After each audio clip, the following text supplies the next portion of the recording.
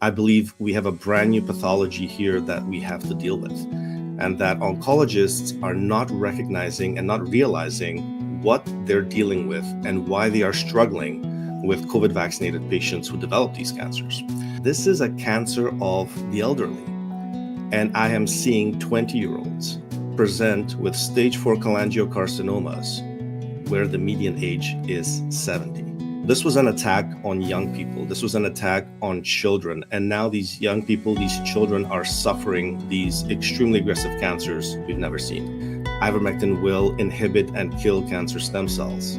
It will also reverse resistance to chemotherapy. Every time I mention ivermectin, mebendazole, fenbendazole, and I have hundreds of success stories, I get attacked by mainstream doctors and mainstream oncologists. So I'm pleased to introduce our next expert, my friend, Dr. William Makis, who is a triple board certified medical oncologist, diagnostic radiologist, and a nuclear medicine specialist. He's a graduate of the prestigious University of Toronto before the Great Fall. He built a renowned clinical career, ultimately serving as the head of the General Nuclear Medicine Division for Alberta Health Services and assistant professor at the University of Alberta. However, no surprise, over the last 5 to 10 years, it is actually his profound commitment to patient safety and scientific truth that truly defines his recent work. And when he was confronted with unprecedented medical data, Dr. Makis demonstrated that beautiful, rare quality of honesty in medicine, intellectual courage. And he's actually transitioned not only from a top clinical clinician to become an independent investigator, dedicating himself entirely to analyzing population-level data, sounding alarms on what he's identified as significant and overlooked public health risks. Through his meticulous data-driven research, he's become a clarion voice for medical ethics, informed consent, and the unwavering pursuit of truth, standing before us today not just as a doctor, but as a dedicated advocate for humanity, unafraid to challenge orthodoxies, on the mission to protect patients and promote a more transparent and accountable medical system. You know, the journey that you've been on, Dr. Makis, over the last few years has brought you to a point where you are now the largest ivermectin and repurposed medication cancer clientele being served in the world. You're clearly a top cancer researcher in the world. You're one of the top 3 medical substacks in the world. And you've really owned global admiration, and you've had a powerful impact for many people suffering from cancer, and especially the big landslide of cancer following the genetic COVID shot. So, Dr. Makis, thank you very much for joining us, and I am all ears, looking forward to learning.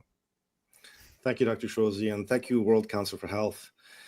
I wanted to give you just a very brief introduction and a background history of COVID vaccine-induced turbo cancers, because we still get attacked on this phenomenon, which is very real. We still get attacked by mainstream medicine, by mainstream oncology, claiming that this is an invented term, this is an invented phenomenon, that this is not happening, despite the fact that we see thousands of COVID vaccinated individuals of all ages coming down with these extremely aggressive cancers that have been coined turbo cancer.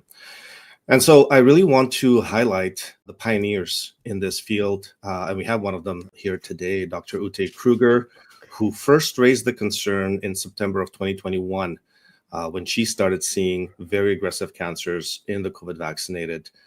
She brought this to the attention to a pathology conference in Germany, and Dr. Arne Burkhardt, a pathologist in Germany. And so these concerns were raised back in late 2021. I also want to give recognition to Dr. Ryan Cole, pathologist in the United States, who started raising these concerns, I believe, in 2022, when he was seeing extremely aggressive cancers in his lab. I raised these concerns in September of 2022 when I saw extremely aggressive cancers in fully vaccinated population, and this was Canadian doctors. I started tracking the deaths of fully vaccinated Canadian doctors really back in December of 2021, when I first saw my colleagues who were starting to die suddenly after they took their booster shot. We had the booster shot rollout by then. Every single Canadian doctor had to have at least 2 shots to be able to continue working. So we had really 100% vaccinated population, except those people who got fake vaccine cards, of course. And so I noticed the sudden deaths starting after the first booster shot in late 2021. But the aggressive cancers I really only noticed in the summer of 2022. In fact, we had one hospital in Canada, Trillium Health in Mississauga, Ontario, that had 3 Canadian doctors die from cancer within a span of 2 days of each other. That's 3 doctors in the same hospital die of cancer within 2 days. They tried to cover it up. They tried to bury it, but the healthcare staff of that hospital leaked that information to the public. And so I warned the Canadian Medical Association at that time that not only were we seeing sudden deaths in the COVID vaccinated, but we were seeing extremely aggressive cancers. And some of these doctors were very young. In fact, I saw it in medical students in their 20s, medical residents in their 30s, staff doctors in their 40s. And so these aggressive cancers have come to be coined turbo cancer just by their very nature. And we've seen publications in turbo cancer really increase, especially in the past year. We've seen an Italian study of 300,000 people show us an increase incidence of cancers in the COVID vaccinated, up to 60% increased incidence of cancers. And there's been a very large study published recently, a South Korean paper of 8.4 million people. This is the National Health Registry of South Korea, showing increased cancer risk between 20 to 70% in the COVID vaccinated. About 3/4 of that population was vaccinated. Compared to the unvaccinated population, there was a significantly increased risk of cancer shown in the South Korean study. This was published about 2 months ago. Now that study is under attack. There's pressure to get that study retracted. And so as Kevin McKernan said, all these papers that are showing an association between the COVID vaccines and cancer, and the South Korean study really showed that it's not just the mRNA vaccines that are the problem. The mRNA vaccines were showing about a 20% risk, but the DNA-based vaccines, AstraZeneca and Johnson & Johnson, were showing about a 40% increase incidence in cancer. And of course, people who mixed and matched their vaccines, you got your 2 AstraZeneca shots, maybe you got a Pfizer booster and then a Moderna booster, are showing about a 30-35% increased risk of cancer in that study as well.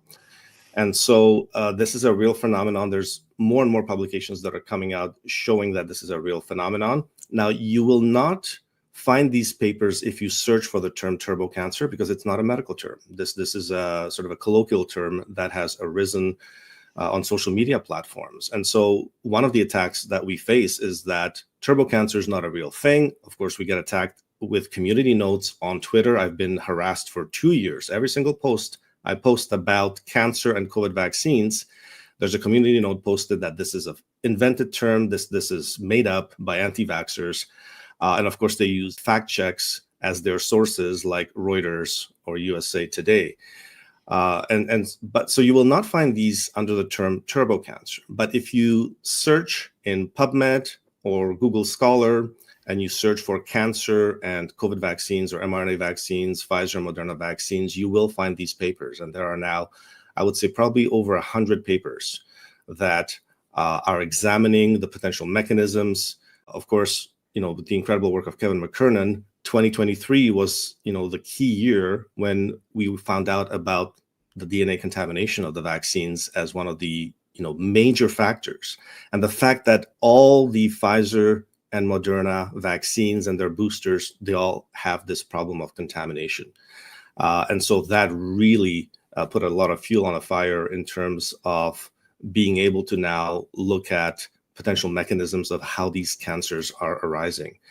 Just to briefly give you an idea of what these turbo cancers are, there's probably about 20 plus mechanisms by which these vaccines may be causing these extremely aggressive cancers.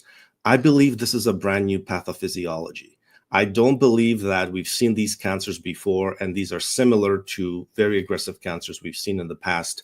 I believe we have a brand new pathology here that we have to deal with, and that oncologists are not recognizing and not realizing what they're dealing with and why they are struggling with COVID vaccinated patients who develop these cancers. These cancers are showing up in very young populations, and we are seeing cancers in young populations that we should never see. And I'll give you a couple of examples of this. We see 20-year-olds develop breast cancer, stage 4 breast cancer. Now, we're not catching these at stage 1 or stage 2. They're almost always being diagnosed at stage 3 or stage 4 because of the rapid nature of the growth of these cancers. Breast cancer identified in 20-year-olds. We've almost never seen that. In the past, this would be someone with a very serious family history, of course, BRCA1 mutation or other genetic mutations, but we wouldn't see this in dozens and dozens of individuals previously healthy, no family history. Colon cancer in 20-year-olds, 30-year-olds. We've never seen stage 4 colon cancers present in this manner and in these age groups. And one particular example that's really shocking for me is cholangiocarcinoma, for example. Now, these are cancers of the gallbladder and the biliary tree, and the average age for these cancers is 70. Average age is about 70 years old. This is a cancer of the elderly. And I am seeing 20-year-olds present with stage 4 cholangiocarcinomas where the median age is 70. And so that gives you an idea of how big the age shift is towards the younger population. And I'm really concerned about kids who've had these COVID-19 vaccines because there are now over 20 documented cases in VAERS, in the Vaccine Adverse Event Reporting System, of children developing cancer after taking one or more Pfizer or Moderna vaccines. And these 20 cancer cases are mostly lymphomas, leukemias, sarcomas, cancers that we're seeing in young adults as well after COVID vaccination. So just a couple of features of turbo cancers, and then I'll move on to how we can deal with these cancers and some of the promising approaches. The features of these turbo cancers are young population, very late presentation, usually stage 4 presentation. And this for me was the biggest red flag, and the biggest shocker was stage 4 presentations in an 18-year-old, 20-year-old, 22-year-old. This is something I'd never seen in my career, and I'm sure most doctors who are honest, with themselves would admit the same thing, is we've never seen stage 4 presentations in young people, and so many of them. And I think part of the reason is that these vaccines were pushed. They were mandated on college-age students, university students. Some of these students were 18, 19 years old. Now they're 20 years old and coming in with stage 4 cancers. And they were also pushed on high school kids, especially kids who wanted to play sports, play hockey, for example. In Canada, we had mandates. Ages 12 and up had to get at least 2 shots to be able to play sports, to be able to enter sports arenas. And so this was an attack on young people. This was an attack on children. And now these young people, these children are suffering these extremely aggressive cancers we've never seen. So stage 4 presentation, very rapid growth. And so sometimes you will see the surgeons will try to cut these cancers out, thinking that they're going to be able to contain them. And then the patient's re-imaged after surgery and the cancer has spread. And it has spread rapidly through many organs of the body, whether it's, to the liver, to the brain, to the bones. So very, very aggressive spread for these cancers. And another very important feature is they are resistant to conventional treatments. They're resistant to conventional chemotherapy. They're resistant to radiotherapy and even immunotherapies, cutting-edge immunotherapies. They're resistant to these conventional treatments. We don't know why they are resistant, but what oncologists are finding is that they cannot control these cancers. Okay, they struggle to control them, and even if they put the patient into remission with very aggressive chemotherapy, that remission doesn't last long. It may last a few months. The cancer comes roaring back, and very poor prognosis in these cancers. So what we're finding is that these patients are dying 3 months after diagnosis, 6 months after diagnosis. And the oncologists are telling their families, you're going to live another 2 years, 5 years, maybe even 10 years, with our cutting edge cancer treatments. And these patients are dying within months. And so there's a certain sense of urgency here. We need to, first of all, identify and verify the problem. And that's why Kevin McKernan and David Speaker's work is so important in getting to this to the bottom of this, the genetic contamination, DNA contamination, and so on. But we need to identify the problem before we can start, identifying solutions, because these patients are dying. And so mainstream oncology is ignoring this phenomenon. And these patients have a very, very poor prognosis. A lot of them are dying, I would say, needlessly, because the problem is being ignored and it's being suppressed. Now, in the past 2 years, I've been working with thousands of cancer patients with antiparasitics like ivermectin, fenbendazole, mebendazole, niclosamide, nitazoxanide, hydroxychloroquine, for example. And each of these antiparasitics has an effect on cancer, a very strong effect. In fact, if you put in AI search engines, if you prompt AI, for example, Perplexity AI or even Grok, and you prompt them for what are the most promising repurposed drugs for aggressive cancer, for terminal cancer, you will find in the top 10 at least 3 or 4 or 5 antiparasitic drugs that are in the top 10, usually in the top 5, as the most promising, because they are very powerful. They have multiple mechanisms by which they attack cancer. Ivermectin, for example, attacks cancer stem cells, something that chemo doesn't. Chemo ignores cancer stem cells, which is why chemo is not curative in 95% of cases. Ivermectin will inhibit and kill cancer stem cells. It will also reverse resistance to chemotherapy. And so in some of these turbo cancer cases where patients are not responding to chemotherapy, I'm seeing that when you add ivermectin to their chemotherapy regimens, they actually become responsive to the chemo again, and you see tumor shrinking, and sometimes you see dramatic tumor shrinkage when you combine these antiparasitics with chemo. Fenbendazole and mebendazole is a different family of antiparasitics, and what they do is they actually stimulate the production of p53, so they increase the levels of p53, and one of the things that we've learned about one of the potential mechanisms in turbo cancer is the spike protein attacks p53. It can damage p53, reduce p53 levels. And so there is a potential mechanism here by which these antiparasitics are actually reversing that damage. And p53 is a tumor suppressor protein. Why is it important? p53 stimulates the cancer cells to undergo apoptosis, programmed cell death. So it actually stimulates the killing of cancer cells. Another fascinating feature of fenbendazole and mebendazole is that they block the uptake of glucose by cancer cells. So they, in fact, cut off the fuel for cancer cells, which cancer cells love glucose.